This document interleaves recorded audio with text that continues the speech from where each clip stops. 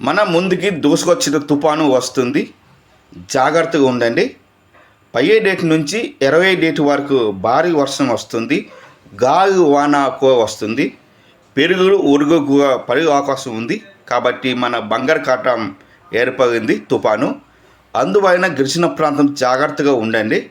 ఎందుకంటే కొండ పెండ ఏరకుండా ఇంటి దగ్గర ఉండండి. ఎందుకంటే మీకు చెట్టు దగ్గర కొబ్బరి చెట్టు దగ్గర ఉండకండి. పెరుగులు కొడితే ప్రమాదం జరుగుతాయి. కాబట్టి మీ ఇంటి దగ్గర ఉండండి. మీరు ప్రతి రైతుకు చెప్తున్నాను, మీ వరి పంటని కోయకండి. ఎందుకంటే చెట్టు మీద ఉంచండి. ఎందుకంటే మీకు కోసేస్తే వరి పంట వర్షం వస్తే మొత్తం నానిపోద్ది. అందువలన ప్రతి రైతుకు మీతో చెప్తున్నాను, మీ వరి పంటని కాపాడుకోండి. మీకు కోయకుండా మీ చెట్టు మీద ఉంచండి. ఎందుకంటే వర్షం వచ్చాక నానిపోద్ది. కాబట్టి 15 డేట్ నుంచి 25 డేట్ వరకు భారీ తుఫాను వస్తుంది. గాలి